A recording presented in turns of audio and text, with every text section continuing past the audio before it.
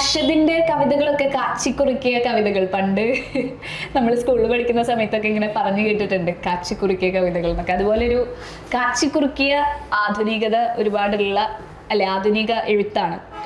അതിൽ എല്ലാ കവിതയിലും ഒരു രാഷ്ട്രീയം ഒളിഞ്ഞിരിപ്പുണ്ട്. ഇപ്പൊ എസ്പെഷ്യലി എടുത്തു പറയുകയാണെങ്കിൽ തുറന്നടിച്ചിട്ടുള്ള ഒരു രാഷ്ട്രീയം എന്ന് പറയുന്നത് ഗസയിൽ നിന്നും ഉടലില്ലാത്ത പെൺകുട്ടിയുടെ ഓസ്യത്ത് എന്ന് പറഞ്ഞിട്ടുള്ള ഒരു കവിതയാണ്.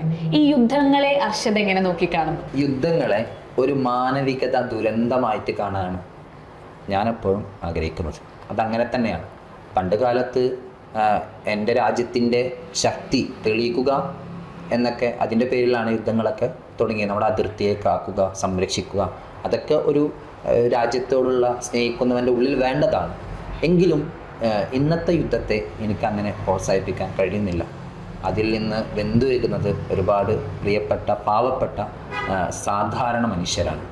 ആ മനുഷ്യരുടെ തേങ്ങലും കരച്ചിലുമാണ് എൻ്റെ ഗസയിലെ ഉടലില്ലാത്ത പെൺകുട്ടി എന്നുള്ള ഈ ഒരു കവിത. മഹമ്മൂദ് ദർവീഷിന്റെ ഒക്കെ ഫലസ്തീൻ കവിയാണ്.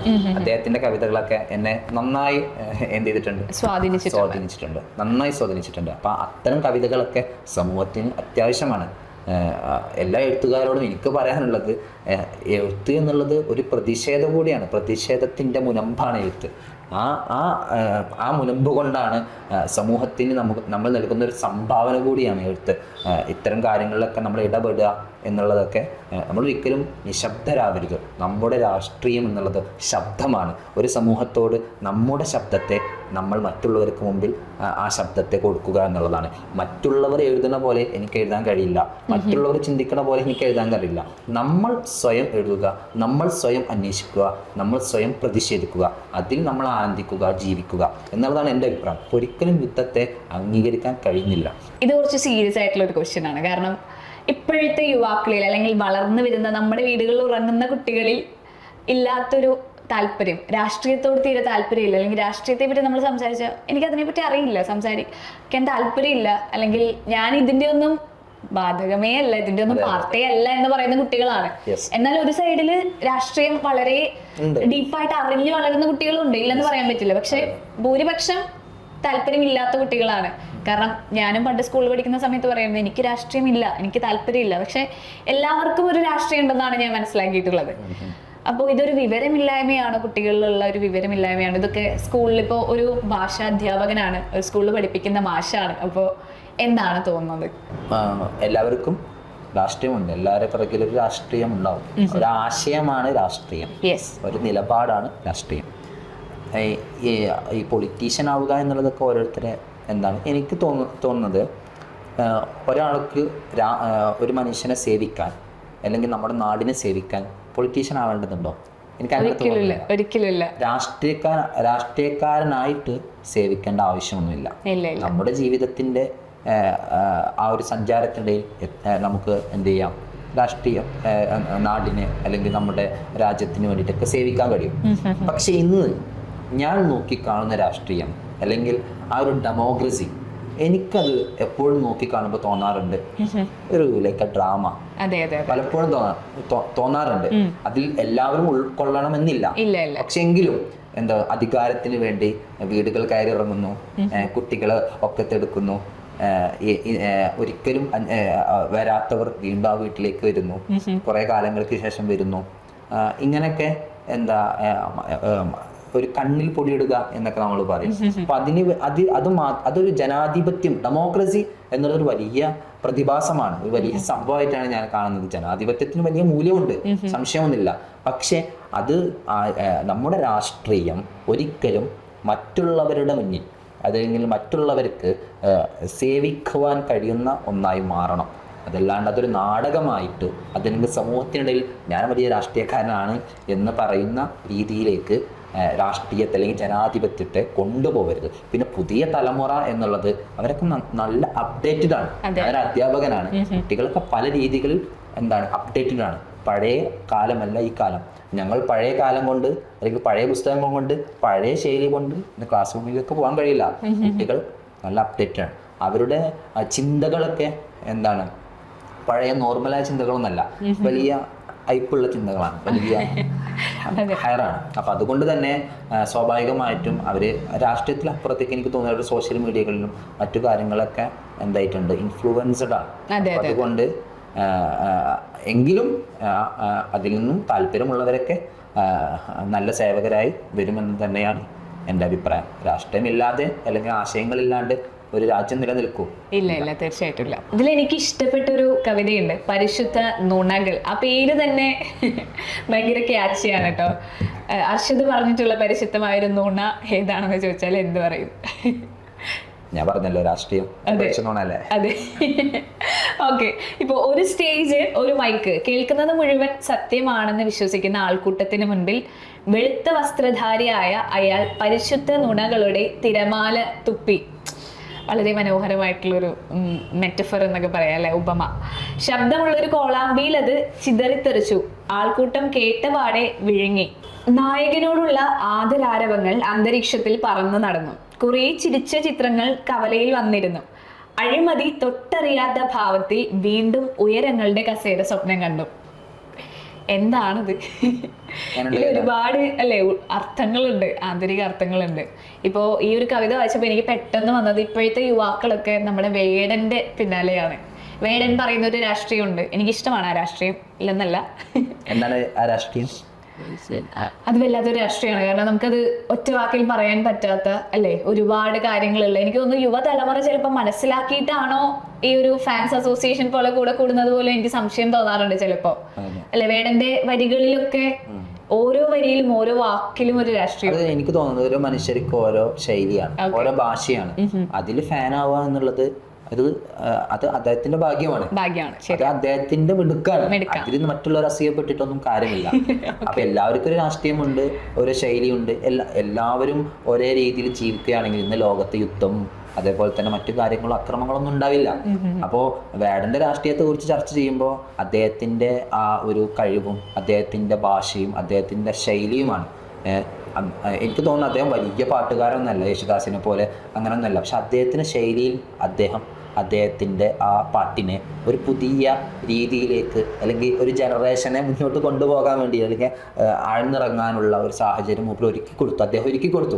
അദ്ദേഹം എങ്ങനെയുള്ളത് എന്ന് ഒരു വിഷയമല്ല, സെലിൻ്റെതായ കാഴ്ചപ്പാടുകളുണ്ട്. എനിക്കതൊരിക്കലും വാദിച്ച് മുന്നോട്ട് ജയിക്കാൻ പറ്റില്ല. എനിക്ക് എൻ്റെതായ കാഴ്ചപ്പാടുകളുണ്ട്. ആ കാഴ്ചപ്പാടിൽ നിലനിന്നിട്ട് തന്നെ പറയട്ടെ, ഓരോരുത്തർക്കും ഓരോ രാഷ്ട്രീയമുണ്ട്. അതിൻ്റെ പിന്നിൽ അത് പല ആശയങ്ങളാവാം, പല നിലപാടുകളാവാം. അപ്പോൾ അത് നമ്മൾ അംഗീകരിച്ചേ പറ്റും. പിന്നെ ഈ കവിത ചൊല്ലി നന്നായിട്ടുണ്ട്, എനിക്കിഷ്ടമായി. എൻ്റെ കവിത മറ്റുള്ള ചെല്ലുമ്പോൾ എനിക്ക് ഇഷ്ടമാവില്ല.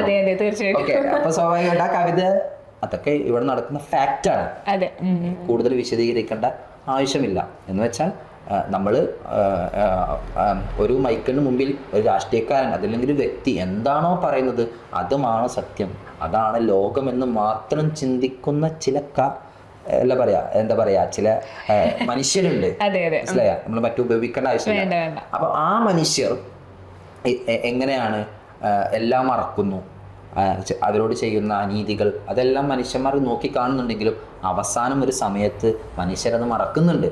അപ്പം വീണ്ടും എന്ത് ചെയ്യാണ്, അടുത്ത നേതാവാൻ അല്ലെങ്കിൽ എനിക്ക് വീണ്ടും അധികാരത്തിലേക്ക് അയാൾ എങ്ങനെ എത്തിപ്പെടണം എന്ന് മാത്രമാണ് ഒരു മനുഷ്യൻ ചിന്തിക്കുന്നത്. അതല്ലാതെ സേവനം എന്ന് മാത്രം എല്ലാവരെയും കുറിച്ചിട്ടല്ല പറയുന്നത്. പക്ഷേ പുതിയ തലമുറക്ക് അങ്ങനെ ഒരു കാഴ്ചപ്പാട് പൊതുവെ ഉണ്ട് എന്നുള്ളതാണ്. ഓരോ കവിതയ്ക്കും ഓരോ ഭാഷയുണ്ടല്ലോ. അതായത് ഇപ്പോൾ സ്റ്റേഷൻ നമ്പർ 1 ദി കിച്ചൺ എന്ന പുസ്തകത്തിന്റെ പേര് പോലെ തന്നെ ഇതിൽ ഓരോ കവിതകളും വ്യത്യസ്തമാണ്, അതിൻ്റെതായ ഒരു ഭാഷയുണ്ട്, ശൈലിയുണ്ട്.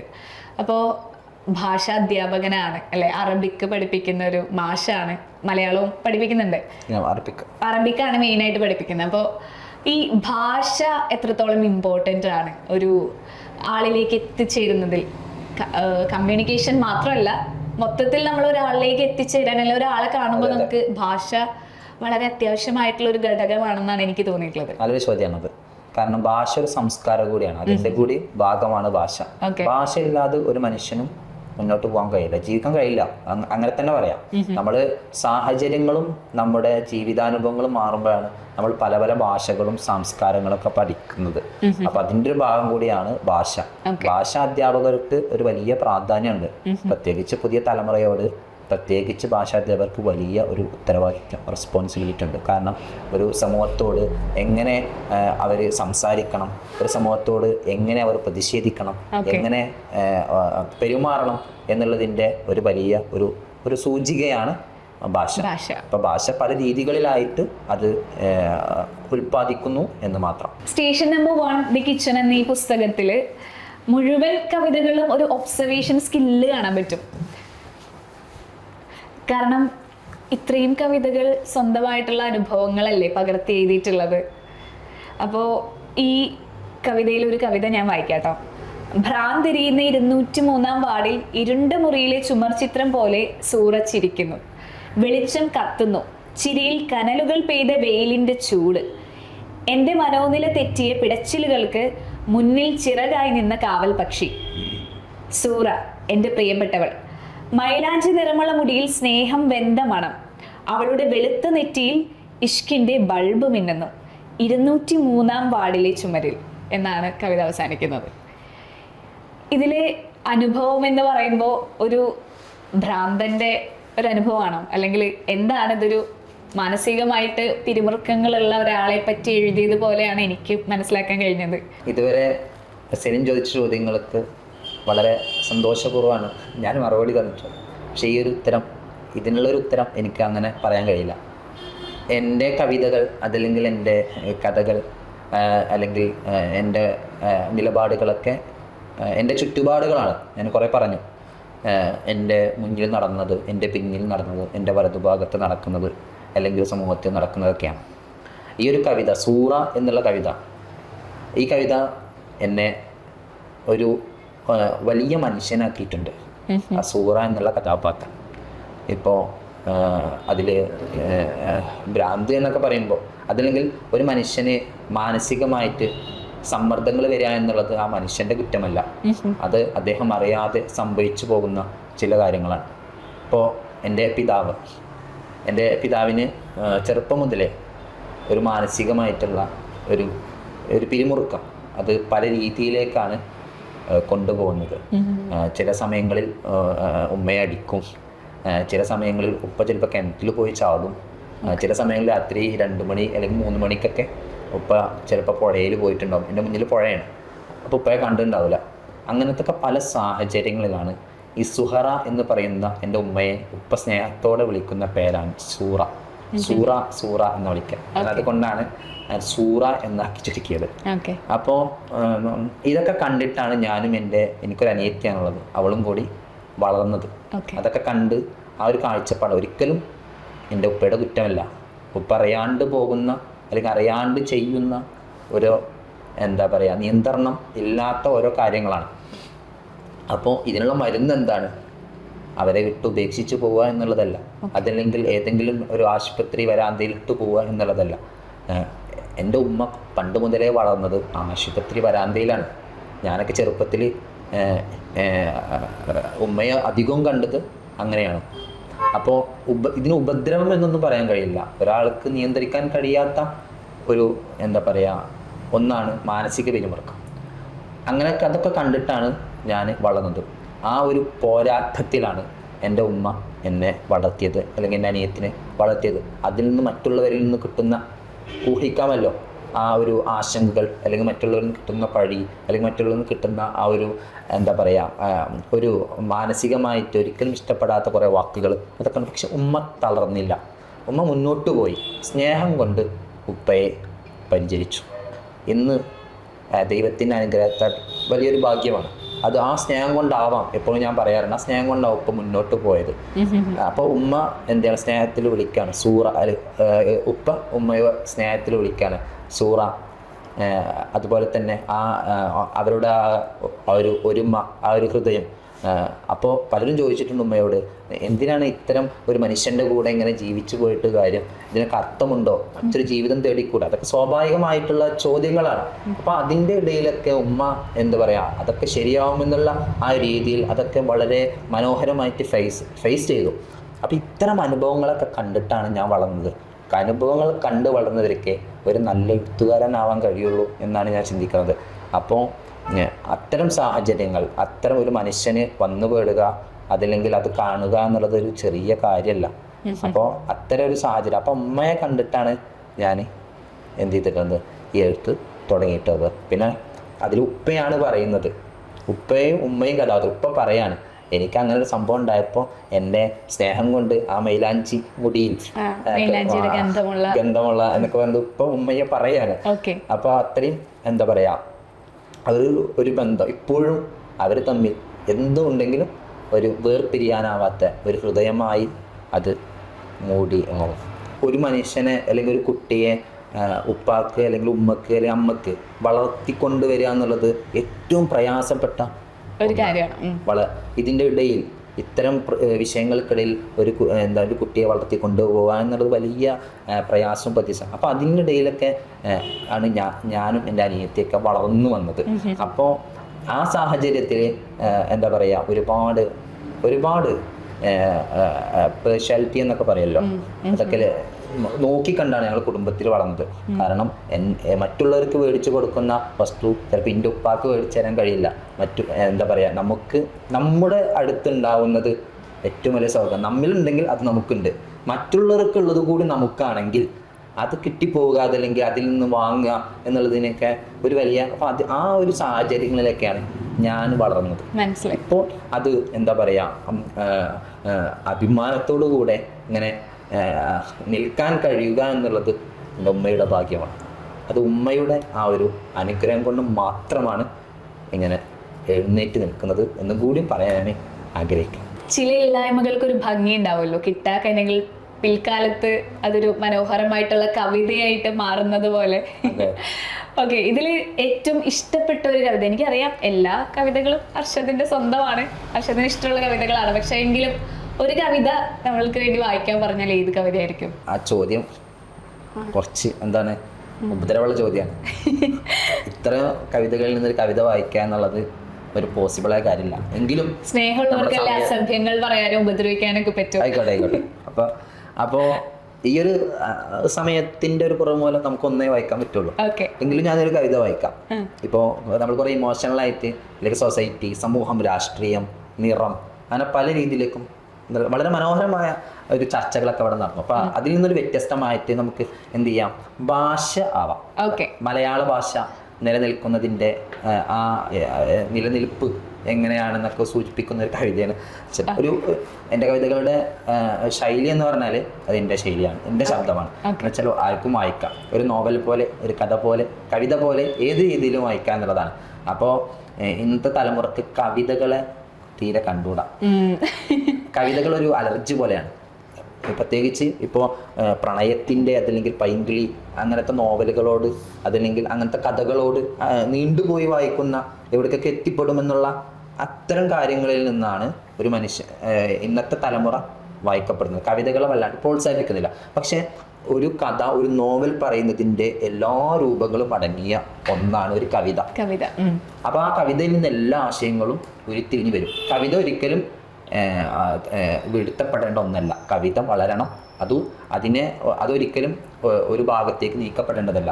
കവിതയും ഒരു എഴുത്തിൻ്റെ അല്ലെങ്കിൽ സാഹിത്യത്തിൻ്റെ ഒരു ഭാഗമാണ്. അപ്പോൾ അതുകൊണ്ട് തന്നെ എനിക്ക് പറയാനുള്ളത് പുതിയ ആ ഒരു തലമുറയുടെ കവിതയുമായി എന്ത് ചെയ്യണം, മുന്നോട്ട് വരണം. അപ്പോൾ സ്വാഭാവികമായിട്ടും ഞാൻ ഇത് വായന രീതിയിലാണ് വായിക്കാം. എൻ്റെ കവിത ഫ്ലൈറ്റ് കയറിപ്പോയ ഭാഷ. ഏപ്രിൽ വെക്കേഷനിൽ അമേരിക്കൻ ടാക്സിയിൽ മരുമോളുടെ വരവ്. ബോബ്ലി, മകൻ്റെ മകൻ. ജാക്സീന, മകൻ്റെ മകൾ. സൂര്യനിലാവുള്ള സുപ്രഭാതത്തിൽ ഗുഡ് മോർണിംഗ് ആരവം. ഒരു അമേരിക്കൻ അഭിവാദ്യം. അമ്മമ്മയെ ഗ്രാൻഡ്മ, അച്ചച്ചനെ ഗ്രാൻഡ്പ, അല്ലെങ്കിൽ മരുമോളുടെ ഇംഗ്ലീഷ് ഭാഷ കൊണ്ടുള്ള ചീത്ത വിളമ്പും. ഇന്നലെ കയറി വന്ന പാവം മരുമോൾക്ക് ഇന്ന് നെല്ലുത്തരിക്ക് പകരം fried rice. Breakfast, lunch, dinner, restaurant style menu card. ഉറക്കം കിട്ടാത്ത രാത്രിയിൽ കൊതുകിനെ പഴിക്കുന്നു. Bloody fool. വിയർത്ത മുഖത്ത് കൂൾ കഷ്ടം പരിഹാസം ചിലക്കുന്നു. കാഴ്ചകൾക്കൊടുവിൽ ഫ്ലൈറ്റുകളുടെ ദാരിദ്ര്യമെന്ന മനോഭാവം മുഖത്ത് ഞെരിച്ചു. മാതൃഭാഷ വറ്റി വരണ്ട കുളത്തിൽ നിന്നും ചൂണ്ടയിടുന്നു കിട്ടി ദി ബിഗ് ഫിഷ്. ഫ്ലൈറ്റ് കയറിയപ്പോൾ മാതൃഭാഷ ഒരു വെക്കേഷൻ പ്രൊജക്റ്റ്. ഇതാണ് കവിത. ഫ്ലൈറ്റ് കയറിപ്പോയ ഭാഷ. അടിപൊളി അടിപൊളി. കുറെ ചിന്തിപ്പിക്കുന്നുണ്ട്. അതെ അതെ. ഇത്തരം കവിതകൾ എൻ്റേതല്ല, ഇത്തരം ഒരുപാട് പേരുടെ, ഒരുപാട് കവികളുടെ കവിതകൾ പല ആശയങ്ങൾ നൽകുന്നുണ്ട്. അതൊക്കെ ചർച്ച ചെയ്യപ്പെടണം. അതല്ലാതെ നമ്മൾ ഒരു ആശയത്തിന് മാത്രം സ്ഥാനം കൊടുക്കരുത് എന്നുള്ള ഒരു അഭ്യർത്ഥന കൂടി ഞാൻ പങ്കുവെക്കും. കവിതകൾ വായിക്കപ്പെടാത്തൊരു തലമുറയില്, കവിതകൾ വായിക്കാത്തൊരു തലമുറയാണ് എന്ന് പറഞ്ഞല്ലോ. എനിക്ക് തോന്നുന്നു ശരിയാണ്. മേ ബി കവിതകളോടുള്ള ഒരു സ്നേഹമൊക്കെ കുറഞ്ഞു വരുന്നുണ്ടോ എന്നുള്ള കാര്യത്തിൽ സംശയമുണ്ട്. ഈ ഒരു കാലഘട്ടത്തിൽ കവിതകൾ എഴുതി അതിനൊരു പ്രതിഷേധം ആവുന്നത് ശരിക്കും പറഞ്ഞൊരു ധൈര്യമാണ്. അതിനെ ഞാൻ അപ്രീഷിയേറ്റ് ചെയ്യുന്നു. പുതിയ പുസ്തകങ്ങൾ വരുന്നുണ്ടല്ലോ അല്ലേ? ഞാൻ പുസ്തകത്തിന്റെ പേര് പ്രണയവേരുകൾ. പ്രണയവേരുകൾ പണിയിലാണ്. എൻ്റെ കവറൊക്കെ പ്രകാശനം കഴിഞ്ഞു. ഒരു വലിയ പ്രതീക്ഷയോടെ, എക്സ്പെക്ടേഷനോട് കൂടെയാണ് എഴുതുന്നത്. കവിതയോടുള്ള ഇഷ്ടക്കുറവ് കൊണ്ടല്ല, പുതിയ തലമുറയുടെ വായന അഭിരുചിയെ നമ്മളും കൂടി മനസ്സിലാക്കണമല്ലോ. തിരുത്തലുകളും നമുക്ക് ബാധകമാണ്. എഴുത്തുകാർ ഞാൻ ചെയ്തത് മാത്രമല്ല ശരി, ഞാൻ ചെയ്യുന്നത് മാത്രമല്ല ശരി എന്നുള്ള ശരി ഒരിക്കലും ശരിയല്ല. മറ്റുള്ളവരോട് കൂടി ചിന്തിക്കുന്നത് കൂടി ചെറിയ ശരിയുണ്ട് അതിൽ. അപ്പോൾ അതും കൂടി മനസ്സിലാക്കി ഒരു നോവൽ എഴുതാൻ എന്ന് തീരുമാനിച്ചതാണ്. എല്ലാവരും സപ്പോർട്ടും ഉണ്ടാവണം. K0 ഒരു ചെറിയ മാറ്റം ആയിക്കോട്ടെ എന്ന് കരുതി. അപ്പോൾ മാൻകേജിൽ അടുത്തൊരു പുസ്തകം ഞാൻ എന്ത് ചെയ്യുന്നുണ്ട്, വിചാരിക്കുന്നുണ്ട്. നേരത്തെ സൂറ എന്ന് പറയുന്ന കവിത ഒരു വിശാലമായ ഒരു രീതിയിലേക്ക് മാറ്റണമെന്നാണ് ഞാൻ ആഗ്രഹിക്കുന്നത്. ഓക്കെ, അപ്പോൾ എന്തായാലും ഭംഗിയായിട്ട് നടക്കട്ടെ. അപ്പോൾ ഇനി ആ വേരുകൾ, പ്രണയത്തിന്റെ വേരുകൾ അല്ലേ, ആ വേരുകൾ ശരിക്കും ആളുകളിലേക്ക് ഒരു പ്രണയത്തിന്റെ വേരുകളായിട്ട് മാറട്ടെ എന്ന് ആശംസിക്കുന്നു. എല്ലാവിധ നന്ദിയും അറിയിക്കുകയാണ്. ഇത്തരമൊരു ഒരു അഭിമുഖം എന്ന് പറയാൻ പറ്റില്ല, അത്രയും ഒരു ഫ്രണ്ട്ഷിപ്പോടുകൂടെ എല്ലാ കാര്യങ്ങളെയും സമൂഹത്തിന് ആവശ്യമായ കാര്യങ്ങളൊക്കെ ചർച്ച ചെയ്യാനൊരു അവസരം ഒരുക്കി തന്ന കൊക്കോഫ്ലിക്സ് എന്ന ഈ ഒരു സംഘാടകർക്ക്, ഇതിൻ്റെ പിന്നണി പ്രവർത്തകർക്ക് എല്ലാവിധ നന്ദിയും ഹൃദയത്തിൽ നിന്ന് അറിയിക്കുകയാണ്. അതോടൊപ്പം തന്നെ ഇതിനായിട്ടുള്ള അവസരം ഒരുക്കി തന്ന പ്രിയപ്പെട്ട സായി ചേട്ടൻ, മാൻകൈൻഡ് പബ്ലിക്കേഷൻ, അവരെയും ഒരിക്കലും മറക്കുന്നില്ല. ഇനിയും അവരുടെ ഇത്രയും ഹൃദ്യമായ സപ്പോർട്ട്, പിന്തുണ ഞങ്ങളെ പോലെ വളർന്നു വരുന്ന എഴുത്തുകാർക്ക് ഇനിയും ഉണ്ടാവണമെന്നുള്ള അഭ്യർത്ഥനയോട് കൂടെ അങ്ങനെ on 1000 writers with RJ Celine ഇവിടെ പൂർണ്ണമാകുമ്പോൾ നമ്മുടെ കൂടെ ആദ്യത്തെ ഒരു പോരാളിയായിരുന്നു ഉണ്ടായിരുന്നത് അർഷദ് കൂടല്ലൂർ. അപ്പോൾ പുള്ളിയുടെ നമ്മുടെ സ്റ്റേഷൻ നമ്പർ 1 ദി കിച്ചൺ എന്ന പുസ്തകം എല്ലാവരും വായിക്കുക. അതിൽ രാഷ്ട്രീയമുണ്ട്, പ്രണയമുണ്ട്, വിരഹമുണ്ട്, അല്ലെങ്കിൽ സ്നേഹമുണ്ട്, ഒരു അമ്മയുടെ സ്നേഹമുണ്ട്, ഒരുപാട് കാര്യങ്ങളുണ്ട്. അപ്പോൾ എല്ലാം നമ്മുടെ ഈ ഒരു സമൂഹത്തിലേക്ക് ഉള്ള ഒരു ബ്രിഡ്ജ് എന്ന് വേണമെങ്കിൽ പറയാം. അപ്പോൾ എല്ലാവർക്കും വായിക്കപ്പെടാൻ ഇഷ്ടപ്പെടുന്ന ഒരു പുസ്തകമാണ് സ്റ്റേഷൻ നമ്പർ 1 ദി കിച്ചൺ എന്ന പുസ്തകം. അർഷദ് കൂടല്ലൂരിന്റെ മാൻകൈൻഡ് ലിറ്ററേച്ചർ ആണ് ഇത് പബ്ലിഷ് ചെയ്തിട്ടുള്ളത്. അപ്പോൾ എല്ലാവരും വായിക്കുക. ഇനി 1000 റൈറ്റേഴ്സിൽ രണ്ടാമത്തെ ഒരാളുമായിട്ട് അടുത്ത എപ്പിസോഡിൽ നമുക്ക് വീണ്ടും കാണാം. അതുവരെ bye. This is RJ Celine signing of.